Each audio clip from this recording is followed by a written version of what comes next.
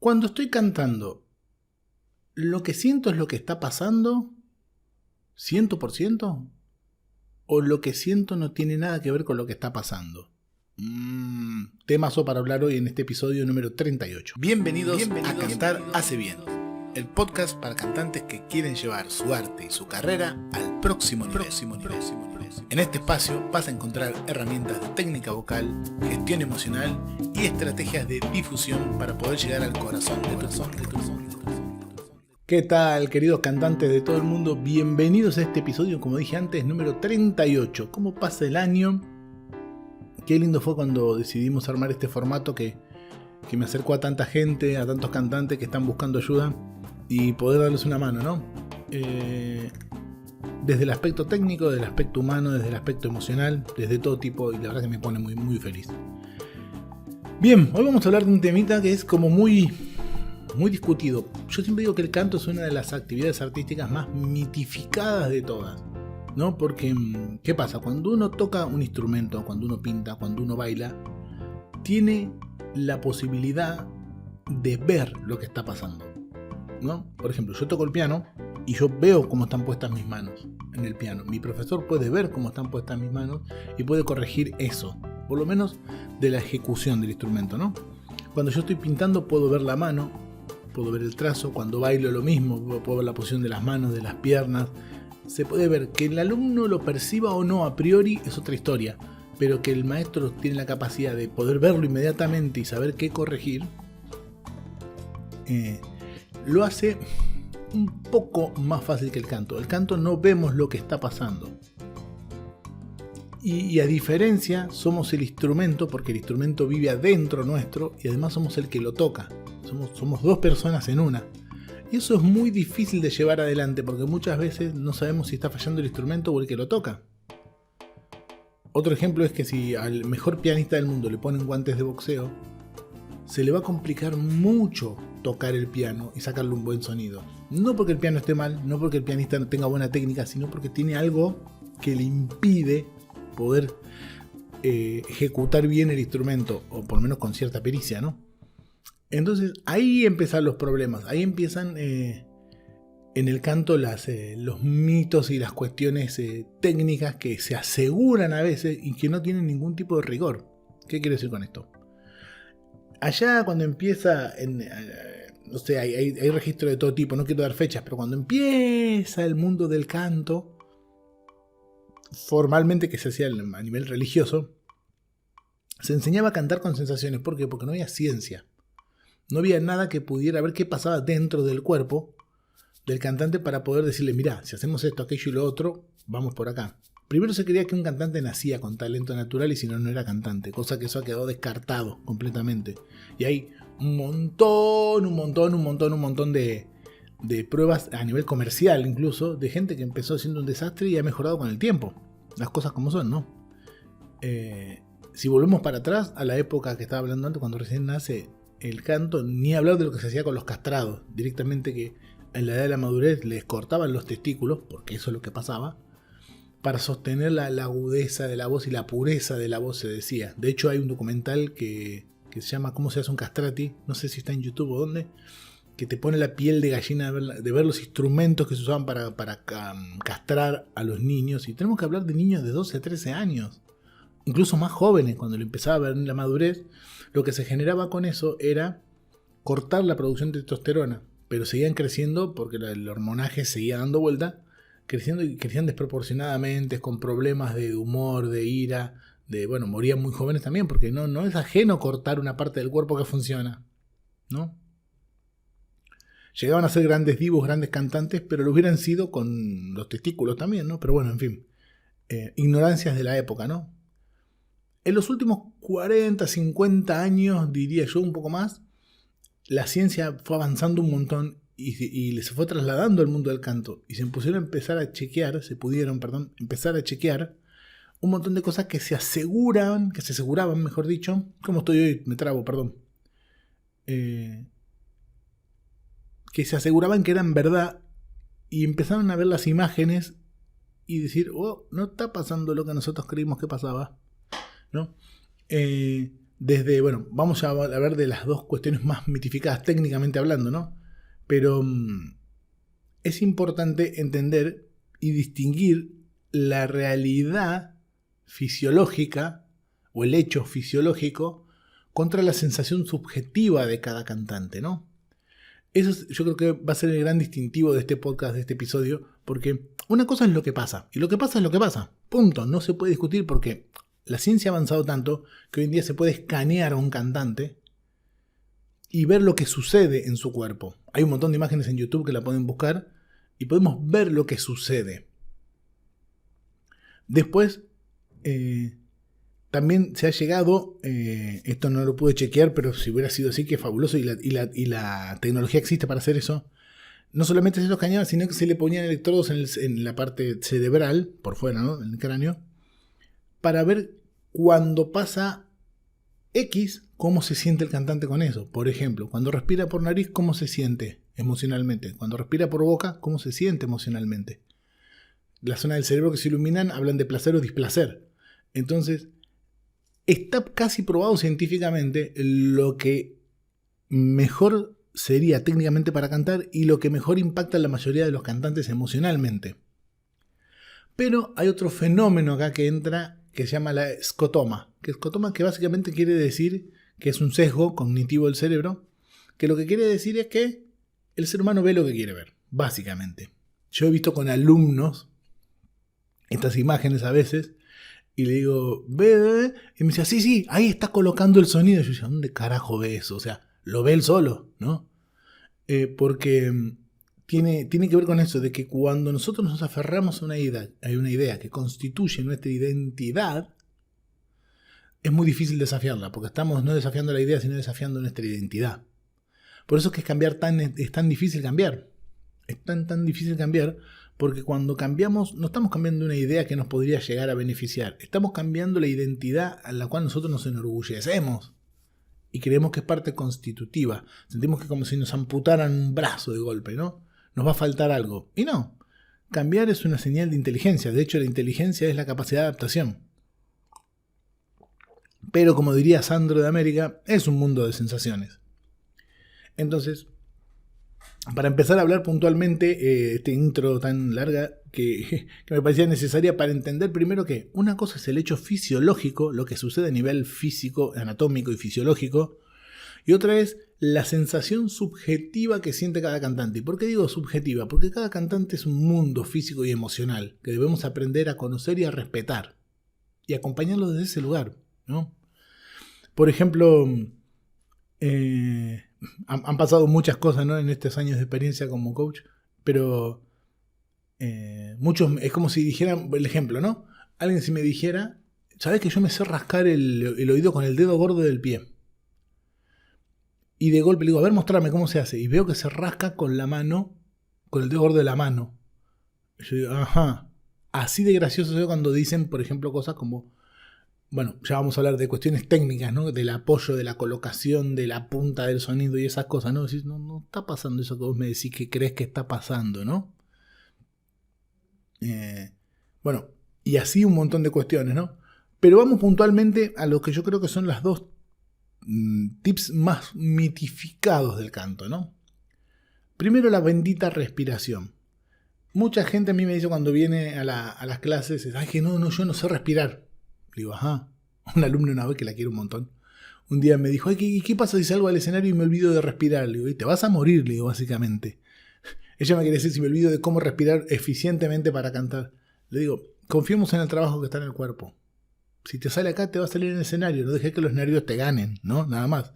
Simplemente deja convivir con tus nervios y con tus miedos y vas a respirar tranquila. De hecho, es una forma de supervivencia. Salvo que tengas alguna embolia, vas a poder respirar normalmente. Como dice otra alumna mía, es cuando meto cabeza es que me sale mal. Esta cosa, cuando uno se obsesiona, salen las cosas mal. Entonces, vamos a hablar de lo que dice la ciencia sobre la respiración. Yo siempre que le pregunto a alguien, bueno, ¿cómo respiras? Me dice, no, yo respiro por nariz, llevo el aire a la panza, lo retengo y lo empujo metiendo la panza para colocar el sonido.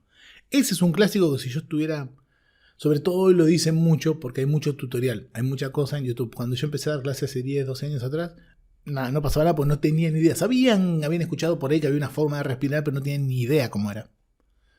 Hoy en día hay mucha información a mano y te dicen ese clásico, pero por todos lados. La ciencia ha llegado a la conclusión, de hecho hay universidades que se dedican a estudiar este tipo de cosas, hay un doctorado en vocología, o sea, hay gente que realmente dedica su vida a estudiar estas cosas, a ver cómo optimizar los recursos de un cantante. O sea, lo que estoy diciendo es fácil de chequear, quiero decir, ¿no? La ciencia ha llegado a la conclusión de que respirar por nariz o por boca es indistinto. Para cantar conviene tomar por boca. ¿Por qué? Por varias razones de sentido común. ¿Qué es más grande, los dos agujeritos de la nariz o el agujero de la boca?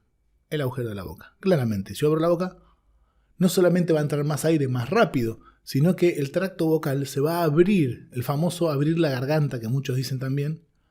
Eso genera una apertura generalizada. Obviamente que hay una forma de hacerlo, de entrenar eso para que no sea un y terminen ahogándose o que dicen, no, es que me pica la garganta, pero porque estás tomando como un desaforado, desaforada. Lo que tenés que hacer es inhalar por la boca de una manera que se explica bien en las clases y que se trabaja en clase para que eso no sea un problema. Entonces, cuando yo tomo aire por la boca tengo dos grandes beneficios. Entra más aire y más rápido y se abre la garganta, por decirlo de una manera bestial, ¿no? Eso me genera a mí un retorno de esa respiración mucho más agradable. Después el tema de llevar el aire a la panza, ¿no? Perdón, abro un paréntesis acá, o un punto seguido. Muchos dicen, pero si yo respiro por la nariz el aire entra más calentito y más tibio. Sí, pero entra menos aire. El velo de paladar se baja. La garganta cuando uno respira por nariz, en comparación de cuando uno respira por boca, se cierra en vez de abrirse un poco más. Se estrecha un poco más. No es que se cierra por completo, pero la garganta tiende a cerrarse, ¿sí? Porque es otro mecanismo, es para otra cosa, ¿no? Que me dice, para correr puede ser, para hacer yoga puede ser, para cantar conviene tomar por boca. Pero me dicen, pero me entra aire frío. Bueno, si estás cantando en Rusia medieval, obviamente que te va a dar frío. Por eso las primeras técnicas de canto originadas por esa zona, Rusia, Francia, Italia, eran como lugares muy fríos. Entonces cuando tomaban aire por la boca, claro, se quedaban secos, ¿no? Pero hoy en día si uno canta en un ambiente controlado, de una temperatura más o menos normal, no debería pasar absolutamente nada, ¿sí? Y con los beneficios que antes dije. Segundo, tema diafragma, llevo el aire a la panza, ¿no? Muchos dicen, no, llevo el aire a la panza para que se active el diafragma o baje el diafragma. O otros dicen, no, ensancho las costillas para que el diafragma se abra. Todo eso es verdad, ¿no? Todo eso es... eso pasa, el diafragma desciende, se contrae, las costillas se ensanchan, pero nosotros no tenemos voluntad sobre eso. O sea, no podemos hacerlo a voluntad. Eso va a pasar. Yo puedo inhalar y exhalar, pero no lo puedo manejar mi diafragma a voluntad. Sí, con algunos movimientos, con alguna cuestión, puedo ayudar a que el diafragma no esté tenso. Porque si yo tengo, por ejemplo, si yo me ato los brazos al cuerpo con una soga bien fuerte, y mi tórax está contraído, mis brazos pegados al cuerpo y tengo presión en la zona, obvio que cuando yo quiera respirar no se va a expandir nada de lo que tiene que expandirse para que entre el aire. Entonces cuando yo me muevo y levanto los brazos, muevo el cuerpo, muevo el torso, el aire debería entrar con mucha más facilidad. Entonces, lo importante es entender eso y entender que el diafragma no lo controlamos. Otro error muy común es cuando yo digo, bueno, ¿dónde está el diafragma? Entonces señalan la boca del estómago o casi la zona del ombligo, algunos bestias, ¿no? Con todo amor digo bestial. El diafragma está situado anatómicamente casi a la altura del esternón y pasa por debajo de las axilas. O sea, no está ni cerca donde lo piensan. Los pulmones son como dos globos de cumpleaños pequeños, son eso. Y todo lo pensamos enorme. ¿Y eso qué hace? Sobrecarga al cuerpo de una información y de una tensión innecesaria, ¿no? Entonces, cuando respiramos, la ciencia que dice mejor por boca y mejor dejar al diafragma y a los músculos en paz. ¿Por qué? Porque cuando uno inhala, no es que el aire entra y hace espacio, no. Primero se hace el espacio para que el aire entre. Ese vacío que generan los pulmones y toda la zona se llena de aire, ¿no? Es como un tema de compresión y descompresión, ¿no? Y por decirlo de una manera brutal y amigable, hay músculos inhaladores y músculos exhaladores, y la mayoría son antagónicos. ¿Qué quiero decir con esto? Hay un mecanismo que cuando yo entro el aire se expande para que deje entrar el aire, y cuando deja entrar el aire hay un mecanismo que contrae para dejar salir el aire, ¿no? No empuja el aire, sino al contrario. De hecho, un tip muy común cuando hay niños con problemas pulmonares de adultos es que empujan. Entonces, cuando yo empujo es porque realmente hay algo, el cuerpo entra en una instancia de emergencia y alerta. Entonces, eso es lo que dice la ciencia, la anatomía y la fisiología con los avances hasta hoy en día. Si el día de mañana se descubre otra cosa, alegría. Y en la práctica diaria, lo que yo he visto es que se observa una mayor facilidad y placer al hacerlo así, ¿no? Después tenemos la bendita colocación, impostación o la mar en coche, ¿no? ¿Qué es esto? Lo que supone es que hay un lugar o varios lugares, ¿no? Depende a quién le pregunte, donde va la voz para cantar ciertas tonalidades, y son lugares fisiológicos y anatómicos asignados para el sonido, ¿no? Como que en el pecho tengo resonadores de pecho, en la cabeza tengo resonadores craneales y tengo resonadores nasales, y algunas bestias te dicen hasta resonadores laringios. Bueno, ¿qué quiero decir con esto? Primero y principal tenemos que ir a la parte antropológica. El cuerpo humano no está hecho para cantar. El cuerpo humano está hecho para un montón de otras cosas, principalmente para sobrevivir y subsistir y que la especie se propague. Pero para cantar no está hecho. Ni siquiera está hecho para hablar. El hablar surgió como una necesidad comunicacional, evolutiva, y el canto vino como una cuestión recreativa. Por tanto, en el cuerpo no nacemos con resonadores para cantar y mucho menos para hablar. Se han hecho adaptaciones evolutivas para poder hacerlo. ¿Me explico? Entonces, partiendo de esa base, tenemos que entender que fisiológica y anatómicamente no hay resonadores en el cuerpo. Sí hay una parte de nuestro cuerpo que califica como resonador, que es otra cosa. ¿No? Un resonador que es una especie de contenedor hueco con dos orificios, uno para emitir sonido y otro para que el sonido salga, ¿no? Lo único que califica como resonador es el tracto vocal, la hipofaringe, la faringe oral y la cavidad oral. Toda esa zona, llamado tracto vocal, algunos más, algunos menos, debatible el tema de los nombres y dónde está, pero bueno, se entiende. Lo que va desde la laringe hasta la boca, todo eso es lo único que califica como un resonador, y anatómica y fisiológicamente el sonido no sale de ahí, se queda ahí. Pero el sonido, al ser ondas que se propagan, genera diferentes sensaciones de resonancia, que es otro tema. Yo te creo que sentís en el sonido del pecho, pero que no quiere decir que el sonido esté en el pecho, que haya que buscarlo ahí, ¿no? Esas son, como dijo Eugene Rabin en algún momento, son sensaciones secundarias. Eugene Rabin, con su método Rabin, llevaba a la gente a buscar la sensación primaria, lo que genera el sonido y no el resultado de ese sonido, ¿no? Alguno que conozca más del método puede dejar en los comentarios si estoy equivocándome. Todo sirve para nutrir, pero todo puede ser engañoso. ¿Por qué? Porque no hay receptores los receptores de dolores, de sensaciones que tenemos en la parte fisiológica para cantar, no obedecen a sensaciones de movimiento o de estímulo. Si duele cuando hay realmente un problema, ¿sí? Entonces, por eso cuando duele, cuando estamos cantando, es porque hay un problema. Entonces, ¿qué quiero decir con todo esto? Que hay un montón de realidades fisiológicas que muchos desconocemos y que aún la ciencia desconoce. Esto es lo que se descubrió hasta el día de hoy y es la mirada de Cristian Rivas, lo que entendió Cristian Rivas de eso y lo que yo día a día enseño y veo que genera resultados en ciertas personas. Punto. Pero, como dije, el ser humano es un bicho de costumbre y el cerebro ve lo que quiere ver. Yo jamás voy a discutirle a nadie lo que siente. Si vos me decís, ¿sabes? Cuando canto coloco el sonido abajo de la axila, y yo te voy a decir que sí. Si yo veo que vos estás cantando de manera saludable, libre y placentera, ¿para qué me voy a meter? Te voy a enseñar todo esto, no tiene sentido. Yo estoy para acompañarte dentro de tus sensaciones y ver que sean saludables para cantar, y placenteras sobre todo. Porque si no empieza a jugar la cuestión del displacer, y cuando empieza el displacer empiezan los problemas fisiológicos. Entonces tenemos que entender que más allá de las técnicas, de lo que yo creo que puedo o no puedo usar, que voz de pecho, voz de cabeza, que nasalizar, que el tuan y que la mamá en pelotas, nada de eso es verdad en realidad, son sensaciones corporales que cuando estudiamos a fondo la anatomía del instrumento nos damos cuenta que no, las sensaciones que sentimos no tienen nada que ver con lo que está pasando. Pero son sensaciones y ese es el camino. ¿Por qué? Porque no podemos ver al instrumento. No puedo ponerme un espejo o una cámara constantemente en la garganta para ver qué está pasando cuando estoy cantando. Y tenemos que entender que es arte y el arte conduce a sensaciones físicas, emocionales y auditivas.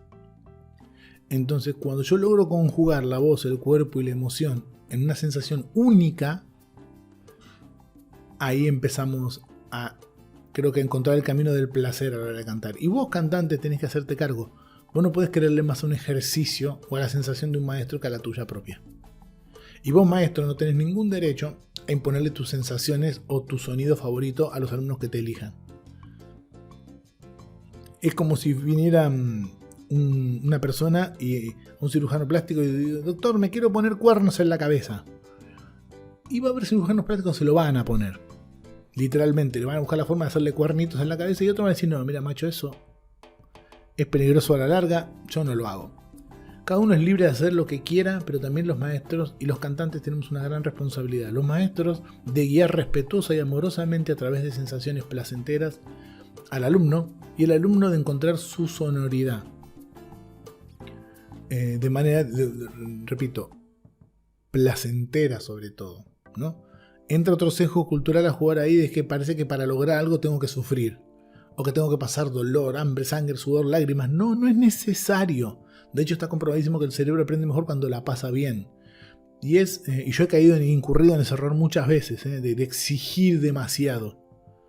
Yo puedo exigir, tengo que ver dónde está el exigido. Yo voy a exigir, yo voy a buscar, pero desde lo lúdico, desde el placer, buscando la mejor manera de que esa persona avance en su proceso. Entonces, las sensaciones son guías claros, hay que seguirlas claro, pero hay que tomarlas muy poco en serio. No puedo asignarle el rango de real a una sensación, porque no es real, es una sensación subjetiva. Lo real es otra cosa que no genera la sensación que yo estoy sintiendo. No sé si me estoy explicando claramente. Dejen en los comentarios, por favor. Pero es un tema apasionante porque tiene que ver con eso. Mi sensación no tiene absolutamente nada que ver con lo que está pasando realmente. Si logramos eso, vamos a poder integrar la voz, el cuerpo y la emoción, como dije antes, en una sensación única, en donde cantar es placentero y genera una mejora en la calidad vocal con el tiempo, respetando el proceso de cada ser humano y entender que somos seres humanos, que somos seres emocionales con la capacidad de pensar, que somos una maquinaria biológica perfecta, que con poquito funciona con muy poquito de mantenimiento y puede generar las emociones más bellas en los otros seres humanos y en el que las hace. Si te quedaste hasta el final, habla muy bien de tus ganas de aprender. Si este episodio te dejó algo que sume a tu voz y a tu carrera, seguinos y dejanos tu calificación o tu comentario. Y a cantar, que hace muy bien.